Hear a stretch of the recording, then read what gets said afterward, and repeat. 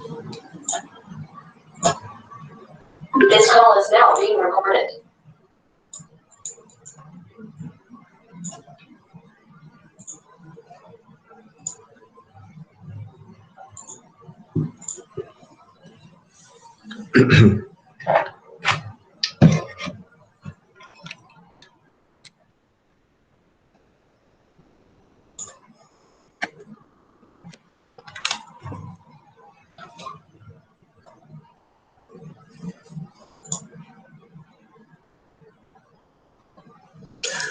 Okey, satu Omega, selamat pagi semua. Boleh dengar tak suara saya? Boleh. Okey. Nombor 2, boleh nampak tak apa yang saya share? Yang saya kongsi? Boleh ya? Okey, kalau boleh tolong Wan Hui, Weng Hui. Okey, terima kasih. Apa yang saya share? You cuba baca.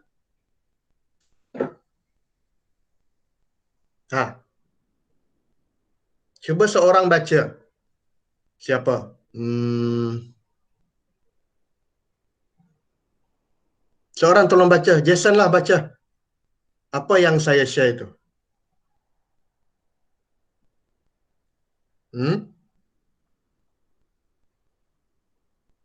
Tulis ini ya.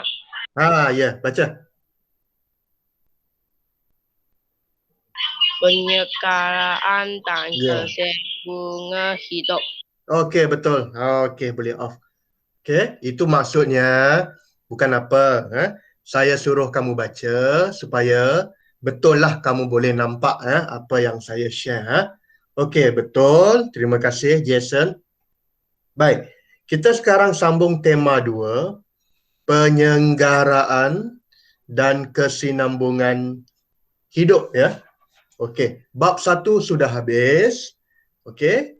Dan kalau praktikal ya, kalau ada eksperimen, aktiviti bab 1 kita akan buat terus saja bila kamu masuk ke dalam bila buka sekolah ya. Sekolah dah buka, kita akan buat aktiviti. Okey. Sekarang saya cuma bagi penerangan sahaja dahulu ya. Okey. Itu kalau kamu masih ingat, bab 1 ialah tema yang pertama, tema 1. Okey. Sekarang kita akan masuk tema 2. Okey, tema 2 ini dia bab.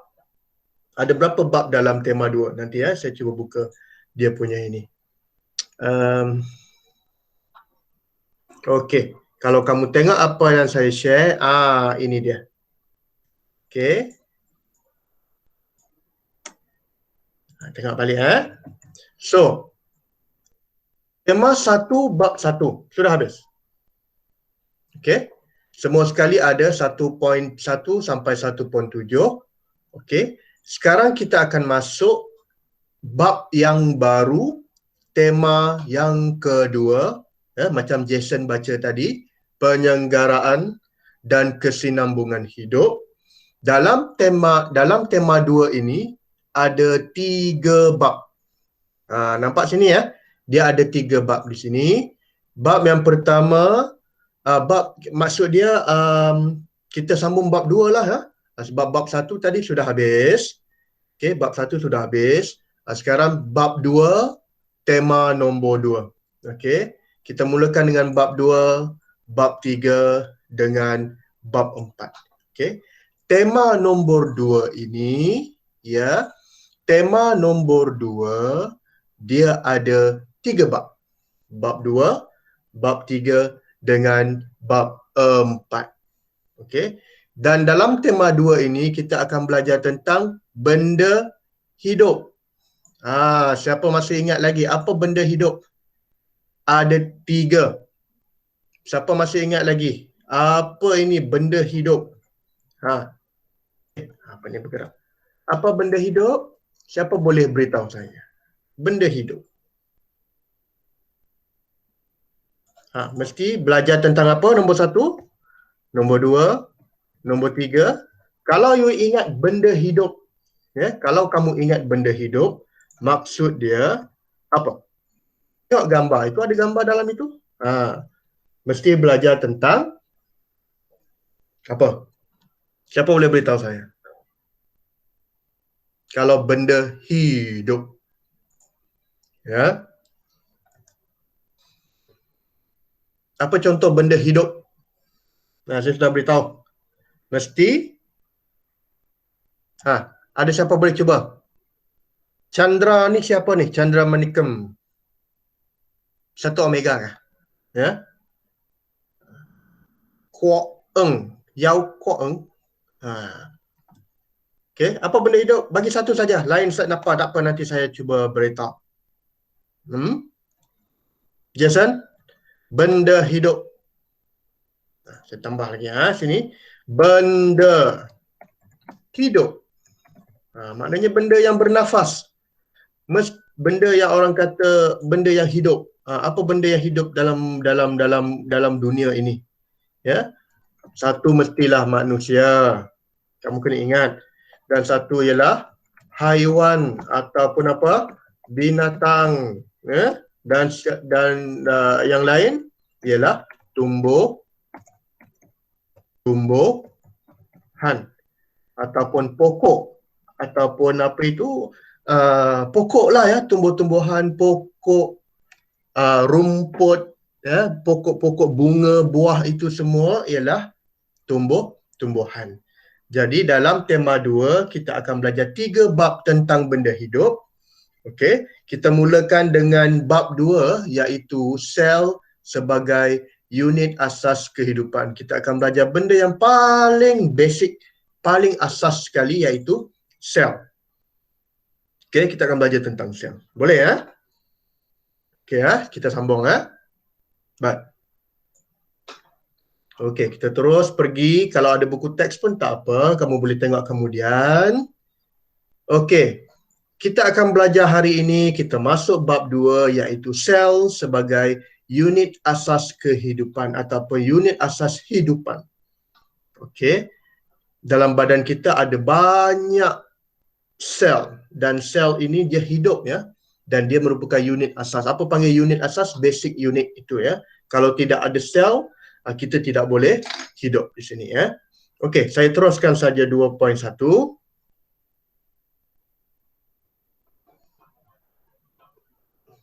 Okey.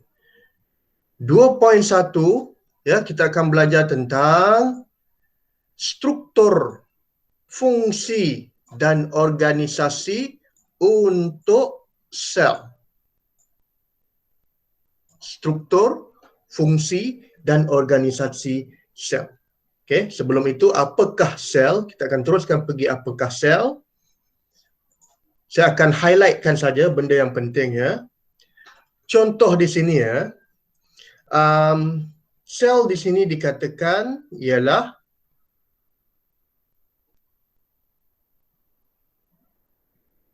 unit asas ya, unit asas kehidupan dikenali sebagai sel.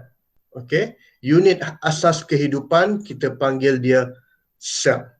Okey, benda yang hidup ataupun unit asal dipanggil dengan sel. Itu panggil sel. Jadi jika ada orang yang bertanya, kalau soalan peperiksaan dia bertanya, apakah sel? Kamu kena jawab dia adalah unit asas untuk benda hidup. Ya, unit asas untuk benda hidup. Contohnya, contohnya rumah ini. Kalau kamu tengok rumah ini ya, dia dibina dengan menggunakan apa? Ya, kalau kamu tengok rumah ini, dia dibina dengan menggunakan batu kan? Okey. Ada berapa banyak batu kamu rasa di rumah ini? Ini kenapa gambar ini tidak ada ya? Ada berapa banyak batu kamu rasa di rumah? Ya. Batu dia macam inilah, apa ini bentuk dia. Kalau kamu tengok di sini ya, dia punya batu macam ini. Betul? Kan? Dia macam ni dia punya batu dia. Ini siapa yang biasa buat rumah dia tahulah. Ya. Ini dia punya batu dia di sini. Dan satu ini merupakan berapa ini? Ini satu batu ya. Ini ada satu batu. Dan ini pun ada satu lagi batu. Dan apabila batu ini disusun dan disimen, dan dia akan jadi sebuah bangunan, akan jadi sebuah rumah. Okey. Jadi satu batu ini kita boleh anggap dia sebagai satu sel. Satu batu ini dia boleh kita anggap sebagai satu sel. Dan apabila sudah banyak sel ya, kalau ada banyak, contohnya rumah ini, bila sudah ada banyak batu disusun-susun cantik-cantik, dia akan jadi sebuah bangunan ataupun sebuah rumah. Samalah dengan manusia, badan kita ini terdiri daripada banyak sel.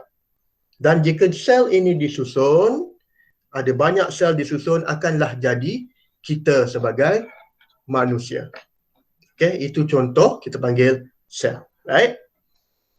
Okay, harap faham ya. Kalau tak faham, tak apa boleh tanya. Okay, seterusnya. Siapakah yang menjumpai sel mula-mula? Ini bahagian sejarah saja. Okay. Dijumpa ditemui oleh saintis yang bernama Robert Hooke pada 1665 dengan menggunakan mikroskop yang ringkas.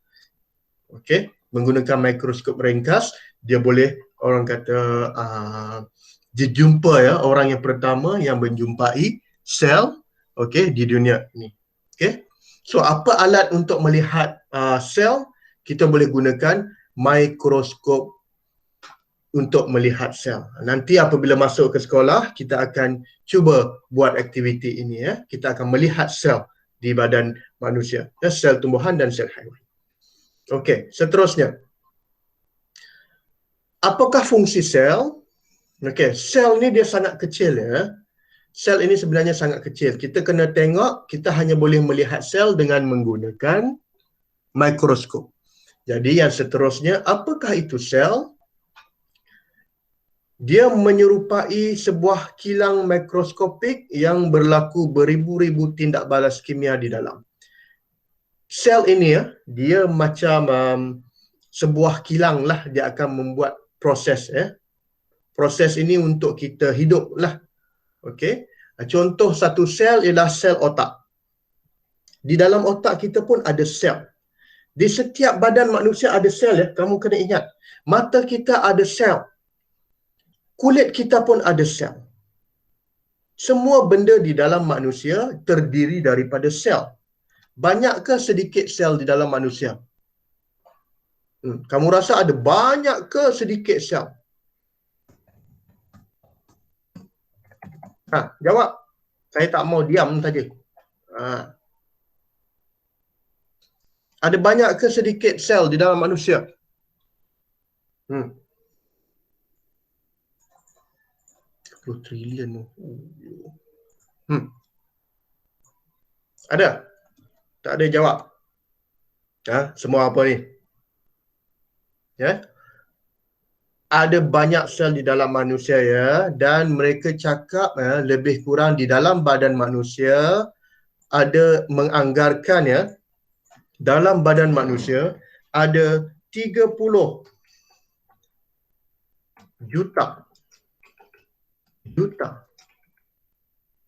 30 juta sel di dalam manusia, ataupun 30 berapa, ataupun mereka cakap ada 30 trilion sel.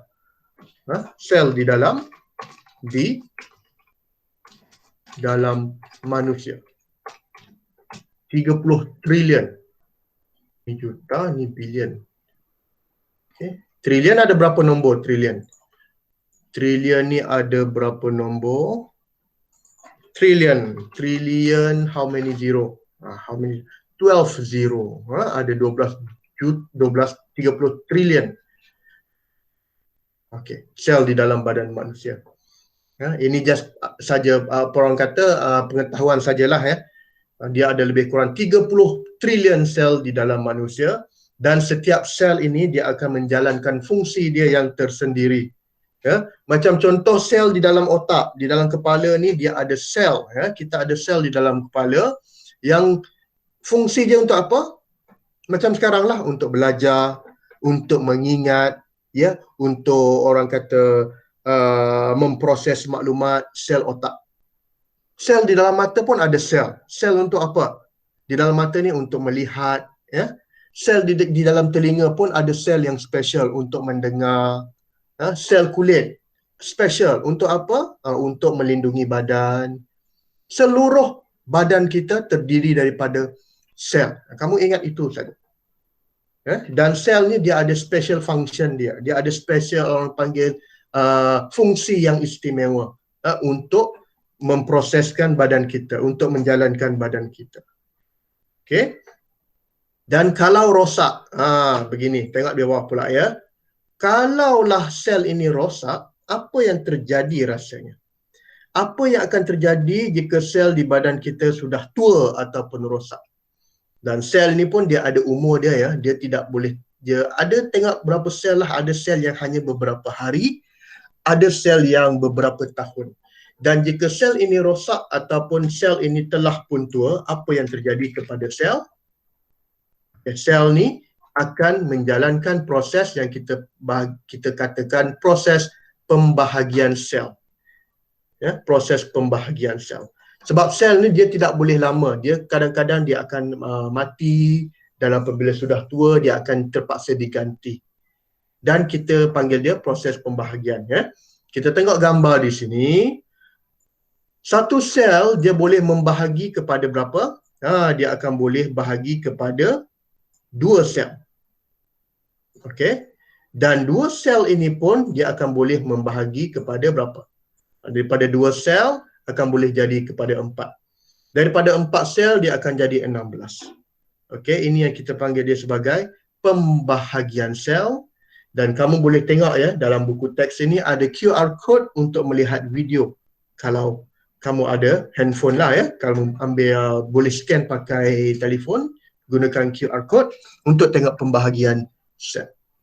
Okey. Dan masa kamu membesar pun ya, daripada kecil sampai membesar, pun orang panggil ada dia punya sel itu memainkan peranan yang agak penting juga ya untuk pembesaran. Okey, maknanya sel itu bertambah. Bila kamu bertambah tinggi, maknanya sel di dalam pun akan bertambah. Baik. Okey, seterusnya. Ini hanya sekadar maklumat. Dia ada satu penyakit ya. Ada satu penyakit yang di dalam manusia yang kita panggil dia kanser. Kanser ini boleh jadi di mana-mana. Kanser, mungkin kamu pernah dengar ya perkataan kanser ini ya. Kanser ini sebenarnya apa? Kanser ini sebenarnya ialah sel normal membahagi secara berterusan tanpa kawalan. Sebab sel dia ada banyak ya, tapi ada setengah sel ini dia membahagi tanpa kawalan. Dia terus membesar ya, sampai dia akan merosakkan badan manusia. Okey. Contohnya di sini, kalau you tengok gambar dia di sini, mula-mula dia hanya sedikit saja sel di sini ya. Mungkin hanya beberapa sel sahaja. Tetapi apabila tidak dirawat, sel ni akan membesar. Contohnya, kanser apa ni? Mungkin ini contohnya kanser kulit ya. Sel kulit ini, dia membesar, bukan membesar, dia membiak tanpa kawalan ya. Dia membahagi tanpa kawalan. Jadi dia akan semakin membesar. Mula-mula dia akan sel, kemudian dia akan jadi tumor. Tumor. Dan apabila sudah dikesan, mungkin boleh buat operation untuk buang tumor ini. Tumor ini sebenarnya boleh dibuang supaya untuk mengelakkan dia merebak, ke tempat lain. Tapi apabila tumor ini tidak boleh dibuang, dia akan menjadi kanser. Dan apabila akan menjadi kanser, dia akan masuk ke dalam salur darah dan dia akan pergi ke organ-organ yang lain. Dan biasanya kalau sudah besar macam ini, rawatan agak lambat lah ya. Mungkin dia akan tidak lama lah sebab kanser ini sudah membesar. Apabila sudah masuk ke dalam salur darah, apabila kanser ini sudah masuk ke dalam salur darah, okey, dia akan pergi ke organ yang lain. Dia akan pergi ke tempat lain. Okey, ini sangat berbahayalah. Dan kenapa kanser ini berlaku? Rasa-rasa. Ya. Mungkin kanser ini berlaku sebab pemakanan, ya, makan makanan segera, sebab mungkin orang kata apa, merokok dan minum arak dan sebagainya, alkohol ya dan sebagainya tanpa kawalan. Okey, biasanya makanan lah ya. Okey. Dan boleh tengok ya, kalau nak tengok lagi lebih lanjut, boleh pergi kepada QR code di sini ya. Boleh scan di sini untuk mengetahui lebih lanjut bagaimana pembentukan kanser ya. Okey, seterusnya. Aktiviti ini kita akan buat selepas bila sekolah sudah buka ya. Jadi saya akan langkau aktiviti ini. Okey. Ini pun kita akan langkau.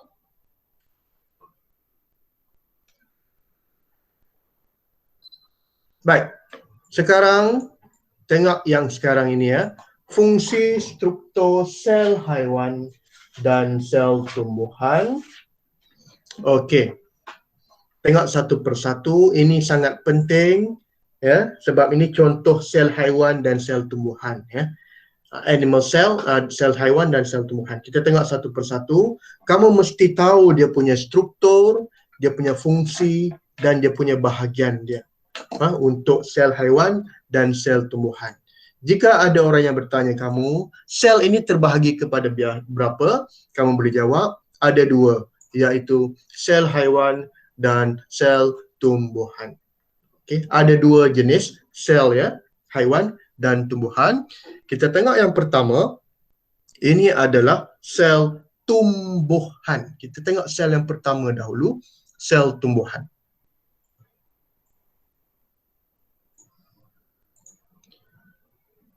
Okey, ini sel tumbuhan. Ada berapa bahagian? Ada 1, 2, 3, 4, 5, 6 dan 7. Ada 7 bahagian sel tumbuhan.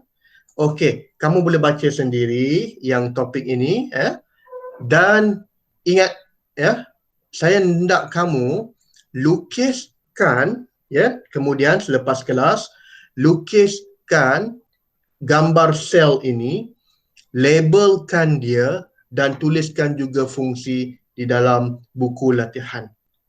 Okey, kalau kamu hendak warnakan, boleh warnakan, tidak ada masalah, lagi bagus.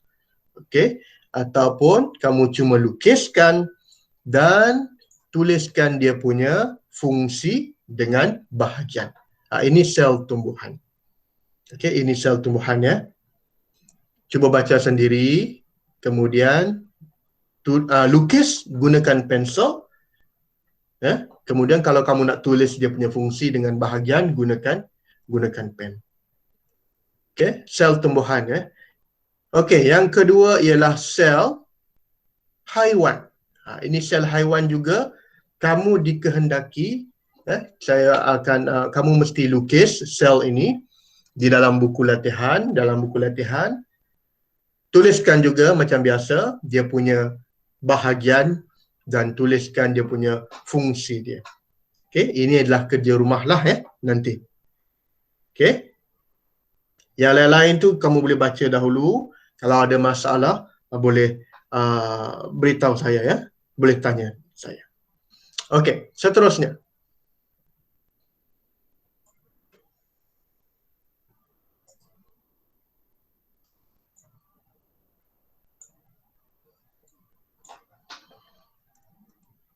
Okey, seterusnya perbandingan antara sel haiwan dengan sel tumbuhan, dan ini dia punya perbandingan. Pastikan kamu tahu ya dia punya bahagian dahulu, kemudian barulah kita boleh buat perbandingan. Okey, ini adalah sel haiwan dan ini adalah sel tumbuhan. Gambar carta ini maksud dia persamaan dia di tengah.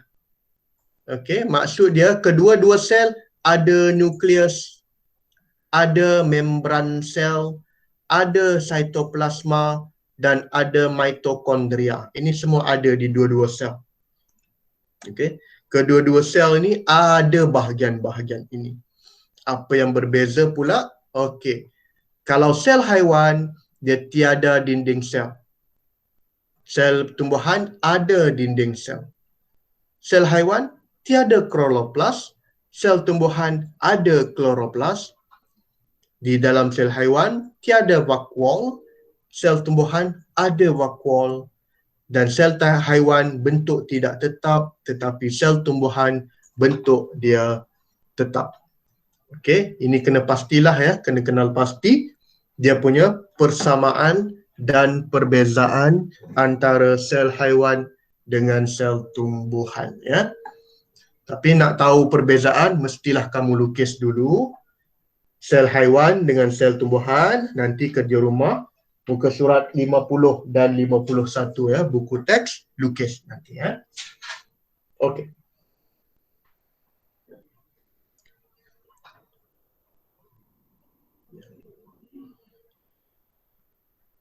Okey, last untuk hari ini. Last kali untuk hari ini kita akan belajar apa itu unicell dan apa itu multicell. Okey. Dan sel tumbuhan, ingat ya, sel ini boleh dibahagi kepada dua. Saya cakap tadi, satu sel haiwan dan satu sel tumbuhan. Okey. Kemudian sel haiwan dan sel tumbuhan ini dia boleh jadi ya, boleh dibahagikan lagi kepada dua, sama ada unicell ataupun multicell. Okey. Unicell ini maksud dia satu, multicell maksud dia banyak. Apa yang banyak? Banyak sel. Okey, macam manusia, unicell ke multicell? Sebab badan kita tadi ada berapa sel? Di dalam badan kita ada lebih kurang 30 trilion sel. Jadi manusia keseluruhannya kita panggil dia organisma multisel. Ya, multisel maknanya ada banyak sel. Okey. Uni maknanya satu sel sahaja dan multi maksudnya lebih daripada satu sel. Okey. Dan kita tengok contoh-contoh unicell. Contoh organisma unicell, kamu boleh tengok di sini. Yang pertama amoeba, nama dia ya, nama unicell ni. Paramecium yang kedua, Euglena dengan Chlamydomonas. Ini adalah contoh-contoh organisma unicell. Ingat ini sajalah ya. Kemudian apa itu contoh organisma multisel? Apa itu maksud multisel tadi? Multisel tadi ya, dia punya organisma yang lebih daripada dua sel. Dia ada banyak sel di dalam organisma. Contohnya apa? Manusia. Ya, manusia memang ada banyak sel. Okey, Mucor, Spirogyra, Hydra, ataupun binatang-binatang semua kebanyakannya multisel ya. Kucing ke, harimau ke, tikus ke, semua itu kita panggil organisma multisel. Dan kebanyakan pokok-pokok juga adalah organisma multisel. Okey. Dan unicell ini biasanya ialah mikroorganisma lah, bakteria ya. Dan mikroorganisma biasanya kita panggil dia organisma unicell. Okey. Okey.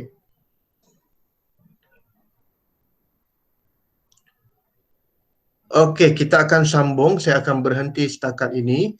Jenis dan fungsi sel haiwan ni kita akan sambung pada kelas yang akan datang ya. Jadi apa yang saya nak kamu buat ya, kamu lukiskan sel haiwan dan sel tumbuhan muka surat 50 dan 50 dan muka surat 51 pada buku teks ya. Itu saja kelas untuk hari ini. Kalau ada arahan seterusnya saya akan bagi di dalam grup Telegram ya. Cuba tengok dalam Telegram, nanti saya akan bagi apa kerja yang kamu kena buat seterusnya ya. Jadi sekarang pukul 9.08, saya tak mau lama-lama sebab nanti kamu ada banyak lagi kelas yang lain. Jadi kita berhenti setakat ini. Arahan, latihan saya akan bagi kemudian di dalam grup Telegram. Okey. Jadi terima kasih, kamu boleh keluar kelas hari ini sekarang. Terima kasih, kita jumpa di Telegram. Okey. Okey, bye-bye. Terima kasih cikgu. Bye bye. Terima kasih. Bye.